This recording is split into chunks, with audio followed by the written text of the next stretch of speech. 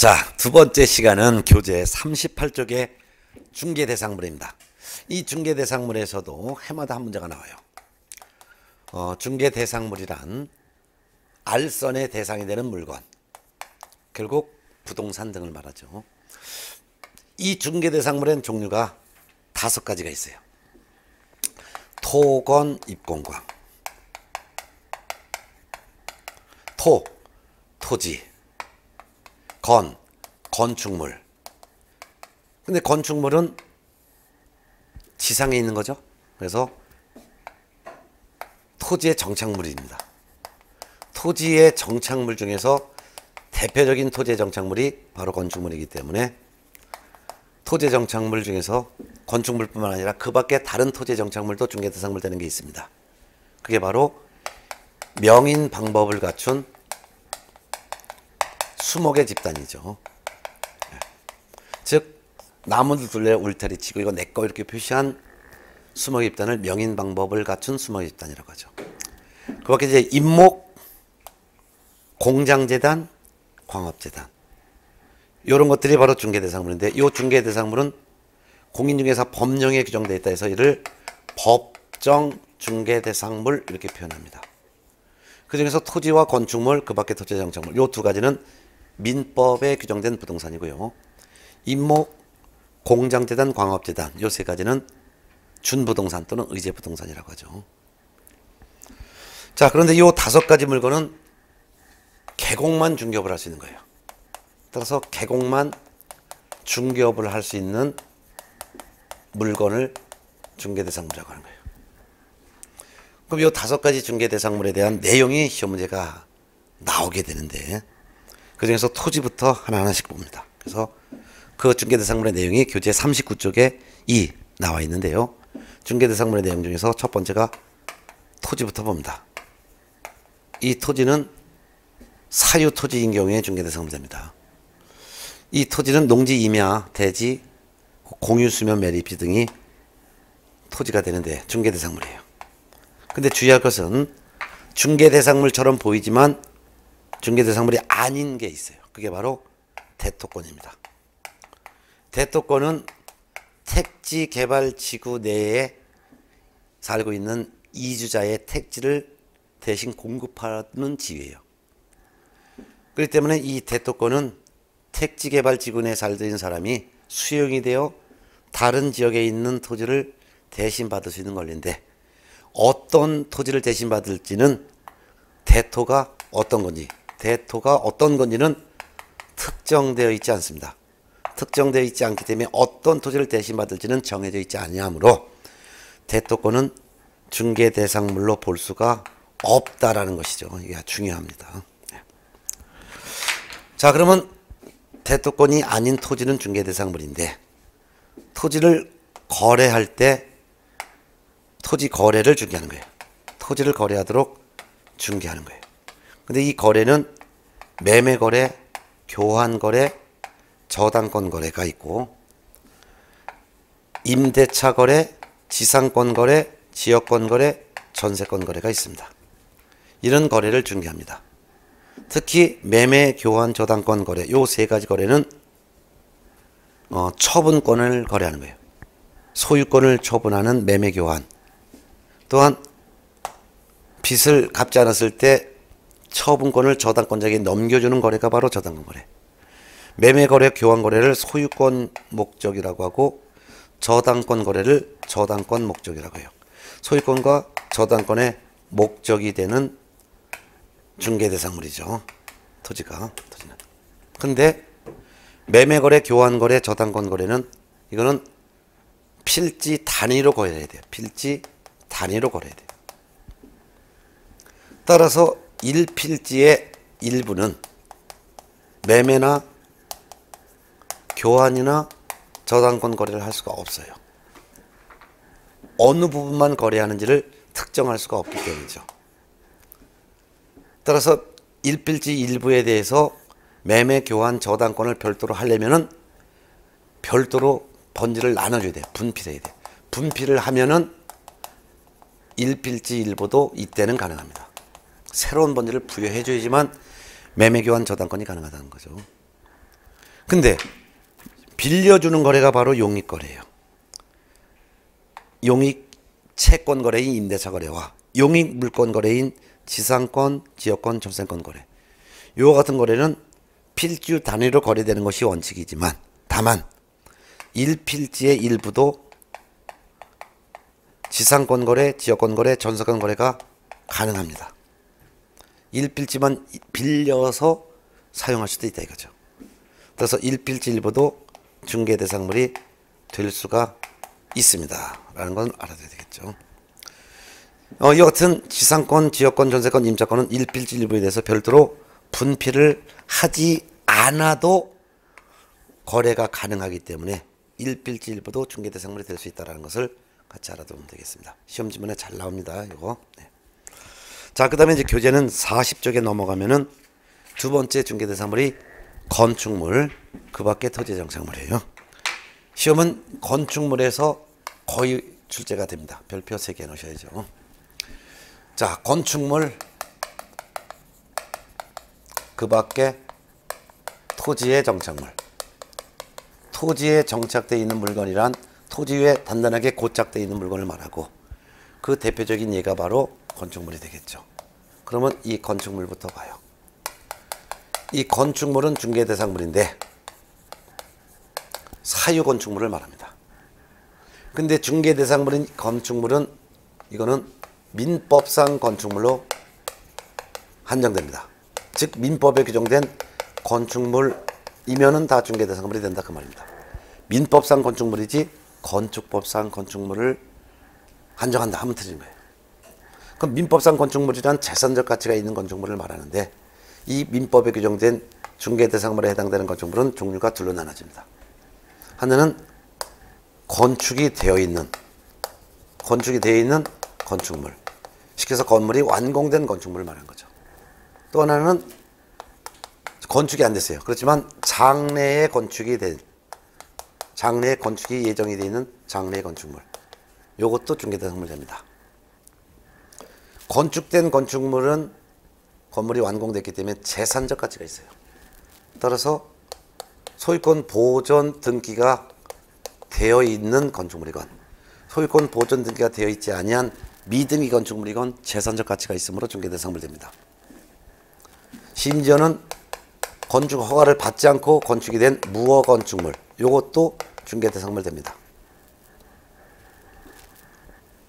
재산적 가치가 있기 때문이죠. 따라서 옥탑방 같은 경우는 거기다가 무허 건축물인데 이것도 임대차 대상이 되죠. 따라서 보존 등기가 됐건, 즉 보존 등기가 안 된 미등기 건축물이건 전부 다 중개 대상물이 된다는 거.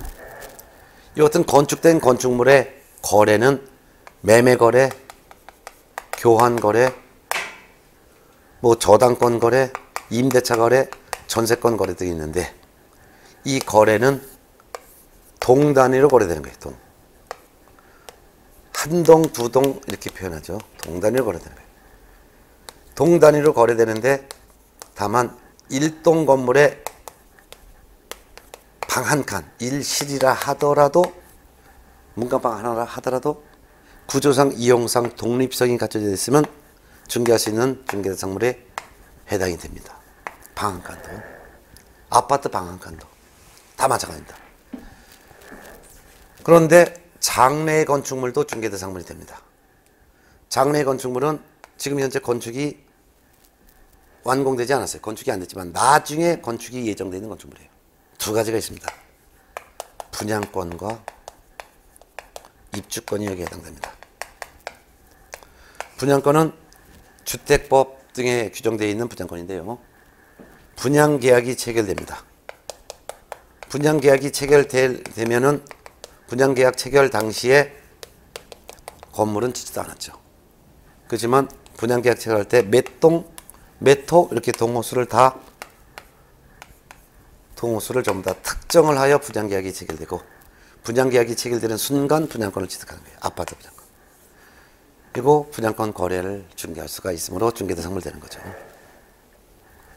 근데 입주권 중에서도 중개대상물이 되는 입주권이 있습니다. 우리가 보통 입주권 하면 재개발조합 또는 재건축조합의 입주권 등을 말하는데 조합이 입주권이죠. 요건 두 가지가 있습니다. 분양계약이 체결되어 요 분양계약이 체결되어 동호수가 특정된 그런 입주권이 있습니다. 이건 추첨기일에 추첨에 참가하여 당첨이 됐고 추가 공사 부담금을 더 내고 정식으로 분양계약이 체결된 그러한 입주권이 바로 중개대상물 되는 거죠. 그래서 분양계약이 체결되어 동호수가 다 특정되어 있는 이러한 입주권도 중개대상물 되는 거예요. 뿐만 아니라 분양계약이 체결되지 않으세요. 분양계약이 체결되지는 않았지만 쉽게 해서 미분양됐다 이거죠. 분양계약이 체결되지 않았지만 나중에 건축이 완료돼요. 건축이 완료가 됐다는 것은 건물이 완공됐다는 말이에요. 완공됐어요. 완공됐으니까 얼마든지 동호수를 바로 계약하면 동호수가 정해지는 거죠. 뿐만 아니라 완공됐기 때문에 재산적 가치가 있어요. 요것도 역시 중개대상물이 해당이 된다 그 말입니다. 근데 주의할 것은 입주권 중에서 단 입주권 중에서 중개대상물이 안 되는 입주권이 있어요. 중개대상물이 안 되는 입주권이 뭐가 있냐면 이거는 분양계약이 체결되지 않았고 건물도 완공되지 않은 입주권입니다. 근데 시험에서는 표현을 이렇게 나와요.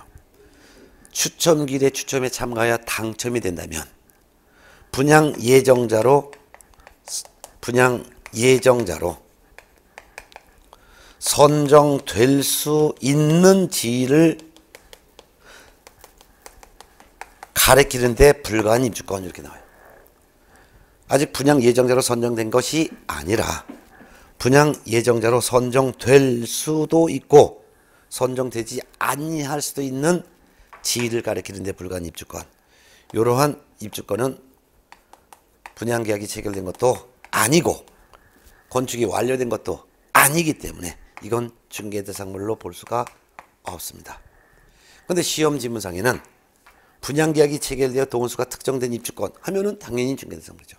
분양계약이 체결되지 않았지만 건축이 완료된 입주권 이것도 중개대상물이죠. 이렇게 구체적으로 설명이 나오면. 근데 아무런 말도 없이 그냥 입주권 이렇게 나왔을 때는 중개대상물이 될 수 있다면 옳은 점이 되는 거예요. 왜? 이런 두 가지가 있으니까. 자, 이런 것들이 이제 건축물에서 특히 중요해서 시험 잘 나오는 건데. 근데 특히 시험에 잘 나오는데 중개대상물이 아닌 것들을 알아보셔야 돼요.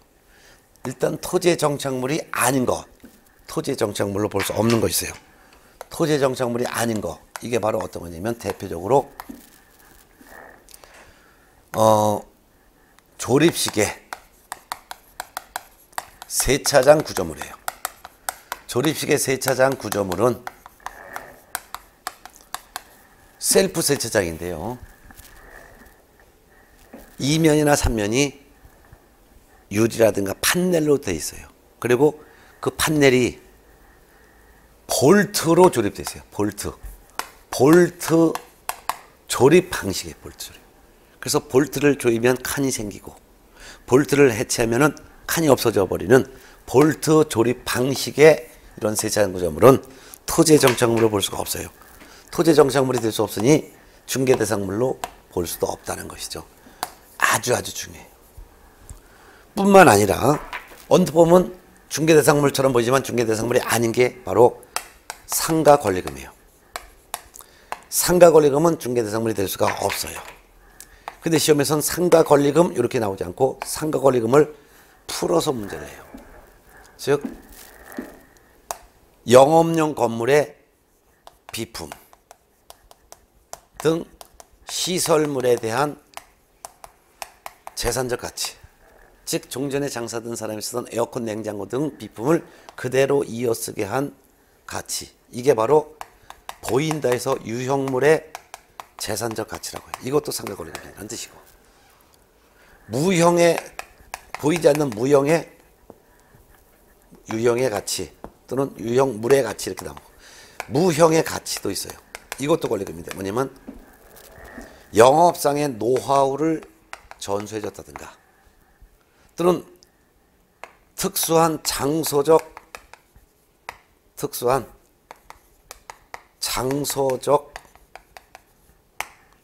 이점, 이런 것들을 말합니다. 종전에 장사하던 사람이 쓰던 에어컨 냉장고를 그대로 쓰게 해주는 유형물의 가치도 권리금이고, 종선에 장사하던 사람이 영업상의 노하우, 단골 고객을 많이 확보한다든가 이런 것들도 권리금이고, 특수한 장소적 이익에 대한 이점도 이건 보이지 않는 무형의 가치지만 이게 바로 합쳐서 이런 것들을 다 상가 권리금이라고 해요. 중개대상물이 될 수 없습니다. 이런 거 알아두면 되겠습니다. 그럼 요 중개대상물에 해당되는 건축물이냐 해당되지 않느냐 이거는 매년 나오는데, 건축된 건축물뿐만 아니라 장래 건축물도 중개대상물에 해당한다. 분양계약이 체결된 분양권, 분양계약이 체결된 입주권, 분양계약이 체결되지 않았지만 건축이 완료된 입주권, 중개대상물이다. 그렇지만 분양계약이 체결된 것도 아니고 건축이 완료된 것도 아니고 추첨길에 추첨에 참가하여 당첨이 된다면 분양 예정자로 선정될 수 있는지를 가리키는 데 불과한 입주권은 중개대상물이 아니다. 볼트 조립 방식의 세차장 구조물도 중개대상물이 아니다. 상가 권리금도 중개대상물이 아니다. 이런 것을 정리해 두시면 한 문제 맞춰요. 네. 자, 그 다음에 이제 교재 41쪽 그 밖의 토지의 정착물 중에서 중개대상물이 되는 것은 아까 말씀드렸던 명인 방법 갖춘 수목 집단이라고 했어요. 근데 명인 방법을 갖춘 수목의 집단은 등기라는 방법에 의해서 공시된 것이 아니라 명인 방법을 통해서 공시가 됐어요. 따라서 매매와 교환의 대상만 돼요. 저당권의 대상은 될 수가 없습니다. 명인 방법 갖춘 수목의 집단은 저당권의 목적은 될 수가 없죠. 등기되어 있지 않기 때문이죠. 이런 것을 구분해서 좀 알아두시기 바랍니다. 자, 그 다음에 이제 42페이지에 판례가 나와 있는 것은 아주 중요하기 때문에 다 별표해 놓으시고 꼭 알아두시고, 43쪽에 나와 있는 임목에 관한 법률에 따른 임목, 그 다음에 44쪽에 나와 있는 공장 및 광업재단 저당법에 따른 공장재단과 광업재단, 이런 것인데요. 요거 중개대상물이 된다 이렇게 알아두시는데, 그 중에서 임목에 관한 법률에 따른 임목은 소유권 보존 등기가 된 수목의 입단이 바로 임목이에요. 보존 등기가 되어 있는 수목의 입단을 임목. 그러니까 임목은 중개대상물인데 등기라는 방법에 의해서 공시가 되어 있기 때문에 매매 교환 목적뿐만 아니라 저당권까지도 가능한 중개대상물이 된다라는 거. 그걸 알아두시면 될까요? 또한 공장재단과 광업재단. 공장재단과 광업재단은 여러 개의 물건을 묶어서 한 개 권리로 등기한 재산 덩어리죠. 그렇기 때문에 이거는 일체로만 거래할 수 있는 중개대상물이라 이거예요. 일체로만 거래할 수 있는 것이지 공장재단과 광업재단에 포함되어 있는 물건을 임의로 분리해서 거래할 수는 없다는 거. 이 정도만 좀 알아두면 되겠어요. 자, 그러면 이 중개대상물에 대한 내용은 이렇게 보시면 되고, 그 다음에 이제 교재는 46페이지 보면 중개대상물이 되기 위한 요건이 있어요. 중개대상물이 되기 위해서는, 즉 개공만 중개업을 할 수 있는 물건이기 위해서는 법정 중개대상물인 토지이거나 건축물 그 밖의 토지의 정착물이거나 임목이거나 공장재단이거나 광업재단이어야 한다 그 말입니다. 법정 중개대상물이어야 한다 그 말입니다.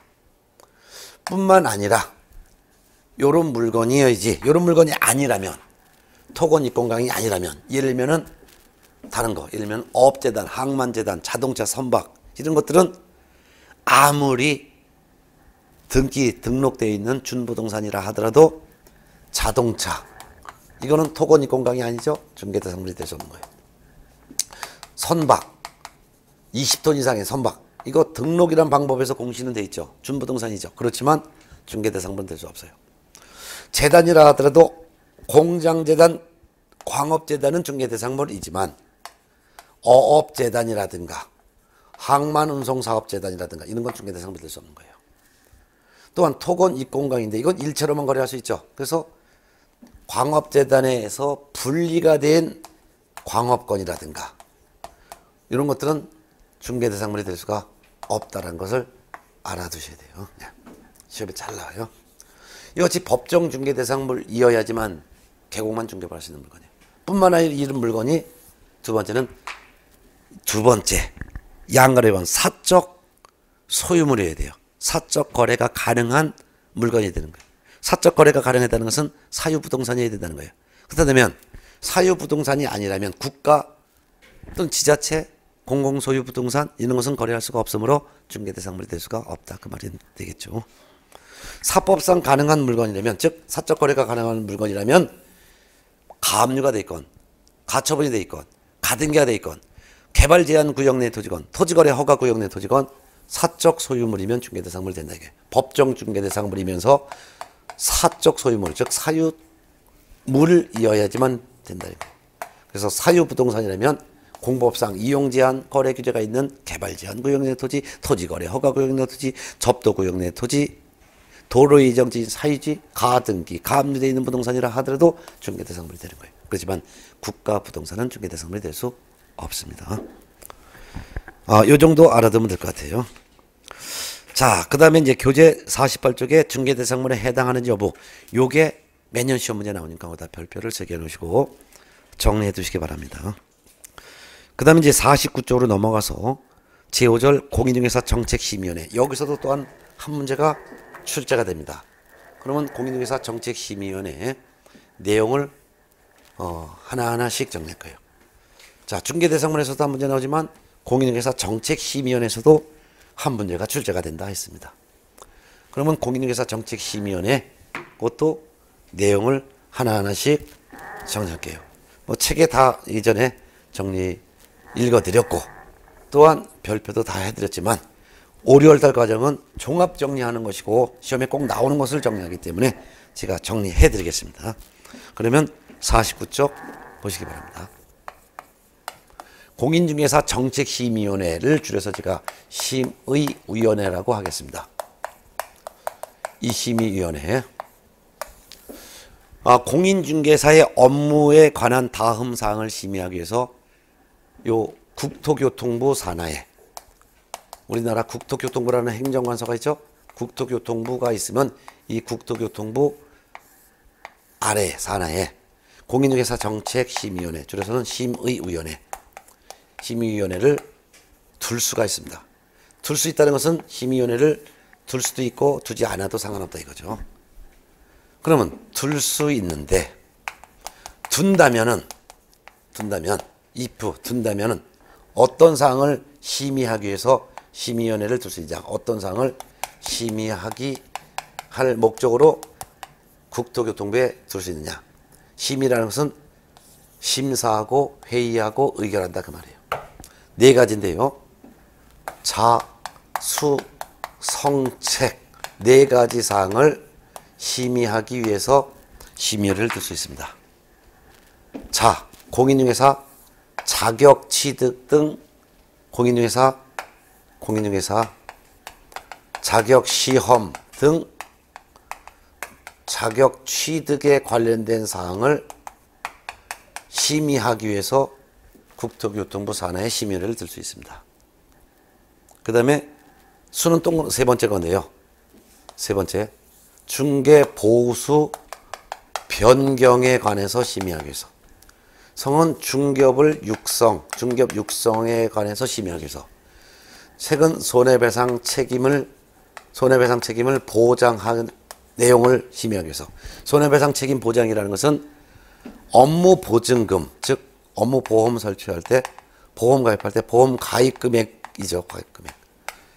얼마로 정할지 이런 내용을 심의하기 위해서 국토교통부 산하에 심의위원회를 별도로 둘 수 있다. 이게 심의위원회를 둘 수 있다. 둔다면 되니까 둘 수 있는 거예요. 근데 만일 둘 수 있다는 것은 둘 수도 있고 안 될 수도 있는데, 만일 심의위원회를 둔다면은 심의위원회의 구성은 어떻게 구성이 되어 있고 또한 운영은 어떻게 운영할지 이런 것들의 내용이 대통령령에 규정되어 있어요. 대통령령에 규정되어 있는데 대통령령을 봤더니 심의위원회 구성은 어떻게 되어 있냐. 심의위원회는 아주 중요합니다. 이거 심의위원회는 위원장과 위원으로 구성되는데 위원장 한 명을 포함하여 전체 위원 숫자는 포함하여, 이걸 한 명을 포함하여 7명 이상 11명 이내의 위원으로 구성됩니다. 그럼 위원장은 누가 되느냐? 위원장은 국토교통부 1차관이 위원장의 역할을 합니다. 국토교통부에는 국토에 관련된 업무를 관장하는 1차관, 교통 업무를 관장하는 2차관, 이렇게 두 명의 차관이 있는데 국토교통부 1차관이 위원장이 됩니다. 그러니까 위원장은 국토교통부 장관이 임명위촉한다 이런 식으로 나오면 틀린 질문이 된다는 것을 유념하셔야 됩니다. 1차관이 자동적으로 위원장이 되는 것입니다. 그런데 이 위원은 누가 되냐? 이 위원은 국토교통부 장관이 임명위촉합니다. 그래서 위원만 국토교통부 장관이 임명하고 위촉을 하게 됩니다. 어떤 사람이 위원이 될 수 있냐는 여러분 책에 나와있지만 외울 필요는 없습니다. 그냥 이해만 하면 됩니다. 일단 국토교통부에 소속되어 있는 4급 이상 공무원 등 고위 공무원 중에서 국토교통부 장관이 네가 심의위원회 위원 좀 해라 라고 임명할 수도 있습니다. 그 외에 추가로 여러 직종에 있는 사람 중에서 위촉을 할 수도 있습니다. 장관이. 즉 대학교에서 부교수직에 있거나 변호사 자격이 있다든가 또는 그 밖에 여러 기관 중에서 추천을 한 자, 예를 들면 시민단체에서 추천하거나 또는 시험 업무를 위탁받은 기관에서 추천했다든가 또는 학식과 경험이 풍부한 자, 이런 사람들 중에서 국토교통부 장관이 위원을 임명위촉합니다. 따라서 위원장은 누가 임명위촉하는 것이 아니라 국토교통부 1차관이 자동적으로 위원장이 되는 것이고 위원만 국토교통부 장관이 임명위촉한다는 것. 위원장은 임기가 없습니다.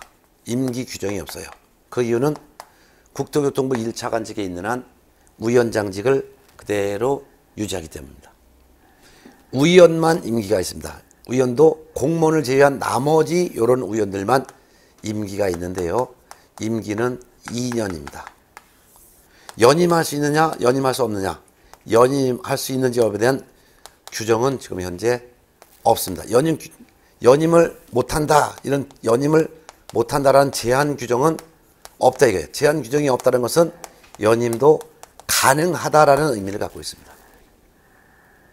근데 어떤 위원이 사임을 하여 새로 위촉된 위원의 임기는 전임 위원 임기에 남은 기간을 합니다. 예를 들면은 요 변호사라는 사람이 위원으로 임명 위촉됐어요. 근데 요 사람이 위원직에서 사임을 했어요. 그러면 요 사람 대신 다른 새로 위촉된 위원의 임기는 몇 년이냐? 요 전임 위원 임기에 남은 기간, 즉 잔여 기간만이 임기가 되는 것입니다. 새로 위촉된 위원의 임기는. 이런 것들도 시험에 잘 나옵니다. 자, 그 다음에 이제 교재는 제척사유라는 게 있습니다. 요 위원이 뭐를 역할을 하냐면 이 위원은 회의에 출석을 하여 심의하고 의결에 참가하게 되는데 이런 일을 하는데 출석하지 못하고 심의 의결에 참가하지 못하는 사유가 있어요. 이를 제척사유라고 합니다. 제척사유. 어떤 경위가 심의 의결에 참가할 수 없는 제척사유에 해당되느냐? 4종류가 있는데요. 그래서 박스에서 교재 50쪽에 있는 박스 내용 중에서 1번, 2번, 4번을 묶어놓고 3번만 별도로 남겨놓으세요. 1, 2, 4를 묶어놓으세요.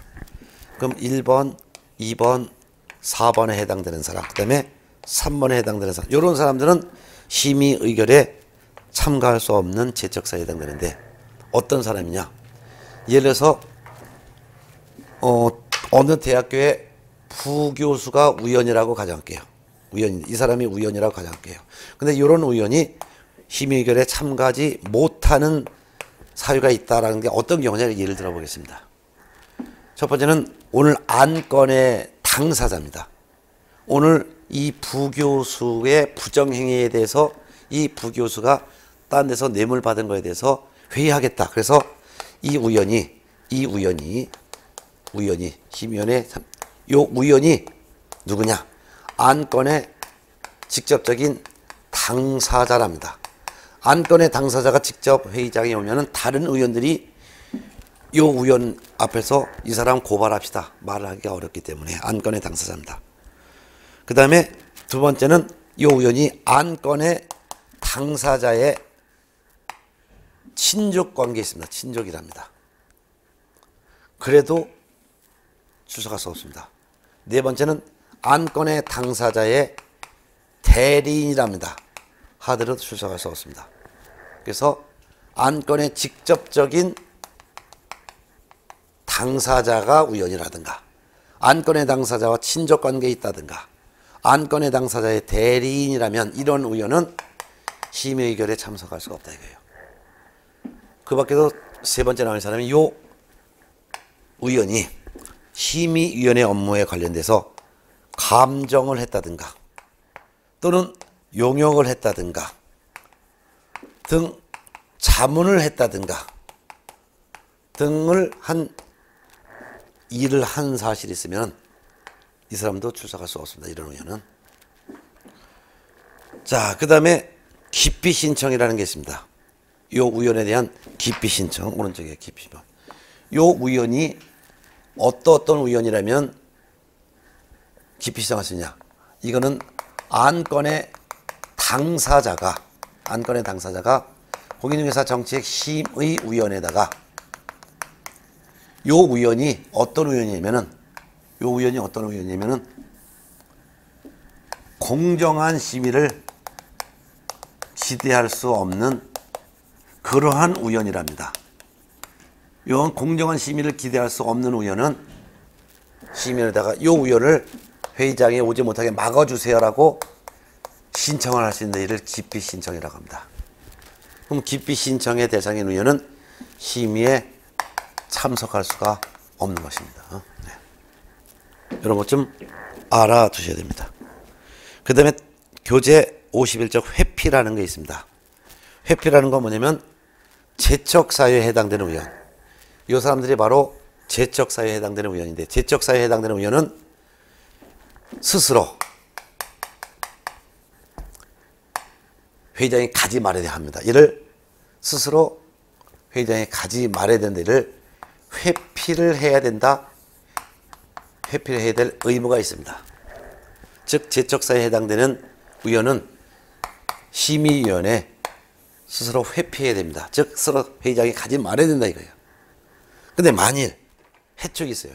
근데 회피해야 되는데 만일 회피하지 않았다면 즉 제척사유에 해당되는 의원이 스스로 회의장에 가지 말아야 되는데 회의장에 왔다면 그 말입니다. 회의장에 왔다면 이러한 의원에 대해서는 해촉을 할 수 있습니다. 근데 해촉은 누가 해촉할 수 있냐? 국토교통부 장관이 임명했으니까 국토교통부 장관이 의원직에서 해촉을 시킬 수가 있다 그 말입니다. 이런 내용을 좀 알아둬야 되겠습니다. 그 다음에 교재 51쪽 간사라는 게 있습니다. 심의위원회는 위원장 1명을 포함하여 7명 이상 11명 이내 의원으로 구성되는데 심의위원회에 별도로 간사 1명을 더 둘 수 있습니다. 간사를 1명을 둘 수 있는데 이 간사는 총무 역할을 하는 사람입니다. 그래서 국토교통부에 소속된 공무원 중에서 간사는 위원장이 지명한다. 이 정도만 알아두면 될 것 같습니다. 총무. 그 다음에 양가로 4번 심의위원회 회의 보도록 하겠습니다. 회의. 자, 심의위원회 구성과 운영에 관한 사항은 대통령령으로 정한다는데 지금까지 본 거는 구성을 본 것이고요. 운영을 봅니다. 이 운영이 바로 회의입니다. 회의. 운영이 바로 회의한다는 거예요. 회의. 자, 회의를 한다는 거. 이걸 별도로 보겠습니다. 그러면 회의. 심의위원회 회의는 이제 회의 소집부터 해야 되겠죠. 회의를 진행하려면은 이거는 위원장이 이 회의를 소집을 하게 됩니다. 회의 오세요라고 회의를 소집하는데 회의 소집하려면 회의 소집 통보부터 해야 합니다. 통보는 위원장이 각각의 위원들에게 회의장에 오세요. 몇 년 몇 월 며칠 날 어디에서 어떤 내용으로 회의하니까 회의에 참석하세요라고 회의 소집 통보해야 됩니다. 회의 소집 통보는 회의 개최 7일 전까지 통보해야 됩니다. 7일 전까지. 근데 긴급하게 개최해야 될 만한 부득이한 사정이 있을 때는, 즉 부득이한 사정이 있을 때는 이때는 회의 개최 전날까지 회의 소집 통보할 수도 있습니다. 자, 그러면 회의에 이제 하게 됩니다. 회의 소집하고 그다음에 이제 회의를 합니다. 근데 위원장은 회의를 진행함에 있어서 필요한 때는 위원장은 관계 전문가를 회의장에 오게 해서, 즉 출석하게 하여 의견을 듣거나 의견 청취 또는 의견을 제출해 주세요라고 요청을 할 수도 있습니다.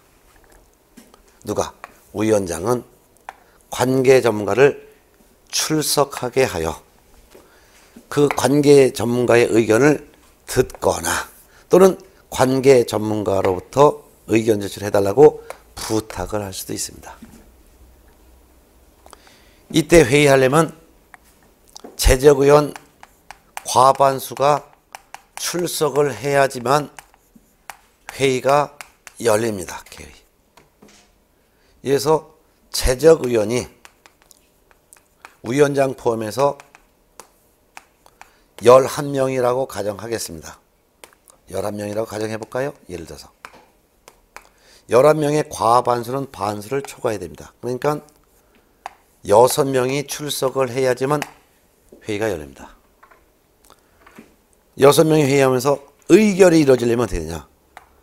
실제 출석한 의원의 과반수가 찬성을 해야지만 의결이 이루어집니다. 그러면 출석의원 과반수라는 것은 6명이 출석했다면 6명의 반수를 초과해야 됩니다. 그러면 4명이 찬성을 해야지만 의결이 이루어집니다.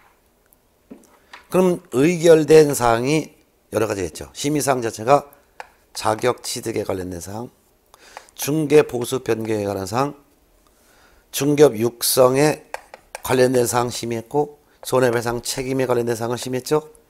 요 의결된 사항, 즉 심의 의결된 요 사항 중에서도 딱 한 가지, 자격 취득에 관련된 사항, 요 4가지 사항을 심의 의결하지만 그 중에서도 이 4가지 중에서도 요 자격 취득, 자격시험 등 자격 취득에 관련된 의결 사항은 이거 시도지사는 따라야 될 의무가 있습니다. 준수 의무가 있습니다. 그렇지만 다른 심의사항, 중개 보수 변경에 관련된 사항, 중개업 육성에 관련된 사항, 손해배상 책임에 관련된 사항, 요 3가지는 심의 의결이라 하더라도 시도지사가 따를 의무는 없다는 것도 꼭 알아둬야 되겠습니다. 네. 요 정도가 시험에 잘 나오는 내용이 되니까 요 정도만 확실하게 좀 알아두셔야 될 것 같습니다. 자, 그럼 이번 시간에는 이와 같이 중개대상물에 관련된 내용 한 문제, 공인중개사 정책심의위원회에 관련된 내용에서 한 문제에서 2문제를 나오는 것을 공부했습니다. 그럼 여기까지 하시고 셋째 시간에는 교재 53쪽 제6절 공인중개사 제도와 그 다음에 이제 연속해서 중개사무소 개설 등록에 관련된 내용, 그래서 72쪽에 있는 중개사무소 개설 등록에 관련된 내용까지 해서 셋째 시간에 하도록 하겠습니다. 그럼 잠시 쉬었다가 53쪽부터 다시 하겠습니다.